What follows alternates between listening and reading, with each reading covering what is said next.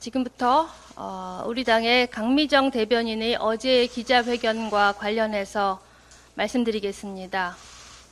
먼저 강미정 대변인을 포함한 피해자 여러분들께 위로의 말씀 드립니다. 이 사건으로 마음 다치셨을 국민과 당원 여러분께도 깊은 사과 말씀 다시 한번 드립니다. 온전한 피해 회복이 이루어질 때까지 노력하겠습니다.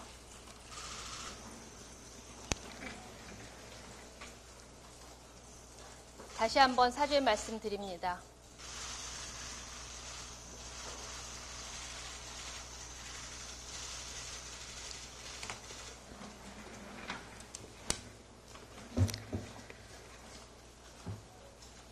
어제 기자회견을 접하고 참으로 안타까웠습니다. 마음이 많이 무겁습니다. 그동안 여러 차례 당원 공지, 문자 발송, 그리고 간담회 등을 통해서 피해자 중심의 사건 처리를 강조하고 소상히 밝히고자 했지만 노력이 부족했던 것 같습니다. 조국혁신당은 피해자의 요청에 따라 이 사건의 외부 기관 조사, 외부위원회의 판단을 중심으로 철저하게 공적 절차대로 진행하고자 노력했습니다. 하지만 사건 처리 과정이 부족했습니다. 소홀한 부분이 무엇인지 냉정하게 되짚어 보겠습니다. 다시는 같은 일이 일어나지 않도록 근본적인 쇄신을 강도 높게 추진해 가겠습니다. 그동안 당의 대응에 대해 온오프라인을 통해서 허위의 사실들이 유통되어 것이 있습니다. 2차 가해 우려가 있기에 공식적으로 대응하지는 않았습니다. 이제는 보다 명확한 사실관계를 국민들께 알려드립니다. 이것은 조국혁신당과 조국혁신당과 당원 간의 신뢰의 문제이기 때문이기도 합니다. 지난 4월 14일 전후로 성비위 사건과 괴롭힘 사건이 당에 접수되었습니다. 이 부분에 대해서 오해를 하시는 분들이 많으신 것 같습니다.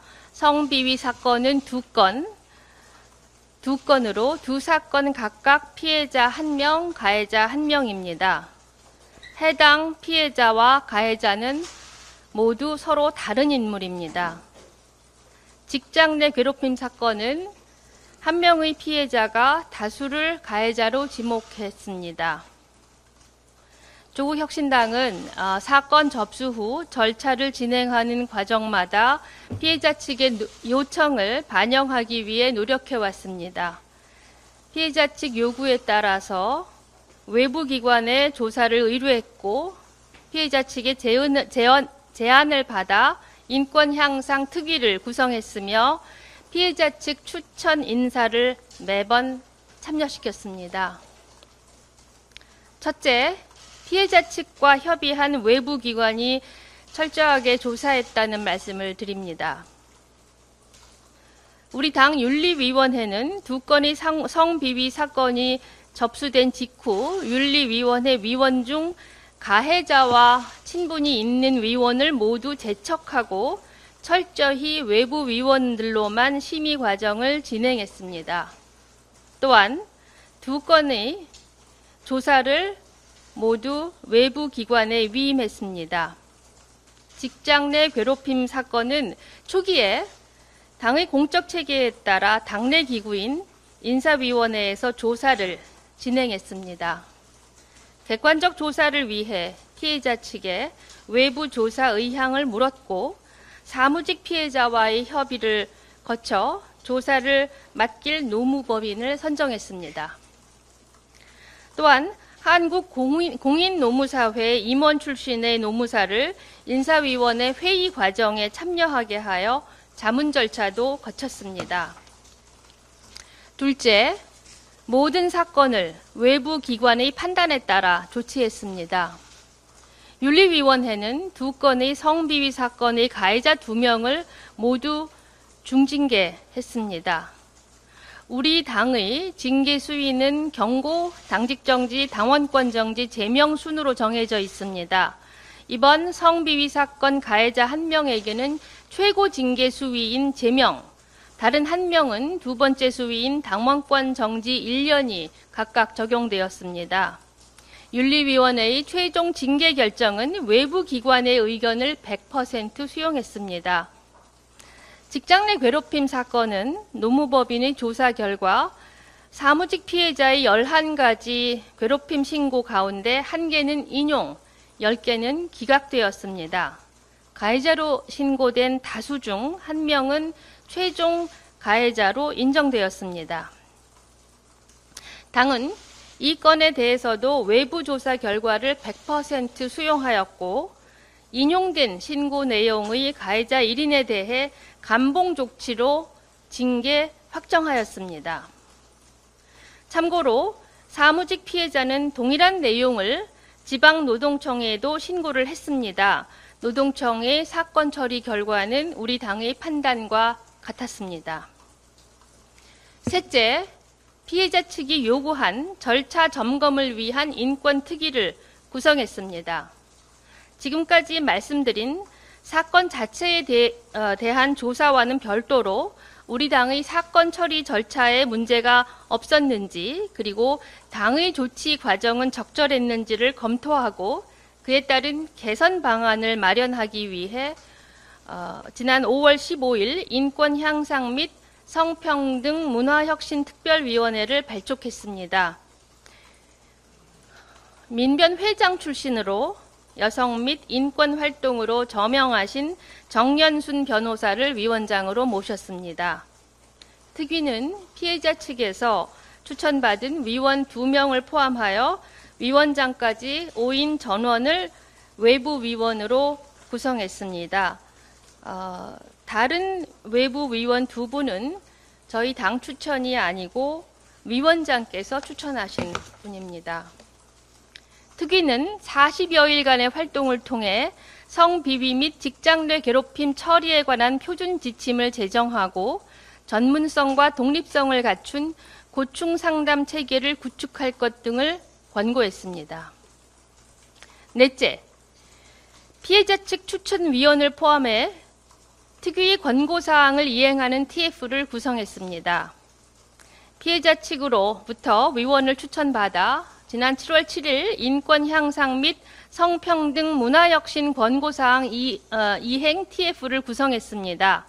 TF는 성희롱, 성폭력 및 직장 내 괴롭힘 예방 및 처리 규정안을 마련해 향후 고충상담센터를 운영하고 독립적인 고충처리위원회를 설치해 피해자들이 어려움 없이 고충 신고를 하도록 제안했습니다. TF의 제안에 따라 우리 당 최고위원회는 당규 제정과 피해자 지원 방안에 대해 의결했고 당규 제정을 위한 당무위원회 개최만 남겨둔 상황입니다. 피해자 지원 방안 중 의료비 지원 기준은 피해자 측과 당의 견해가 달라 아직 집행되지 못했습니다. 다섯째, A시당 위원장 제명은 성비위 등 사건과 전혀 무관합니다. 피해자의 조력자라는 이유로 제명을 했다는 사실은 허위사실입니다. 이 사안은 A시당 소속 부위원장 외 5명이 해당 시당 위원장을 징계 청원하는 것에서 시작된 것입니다.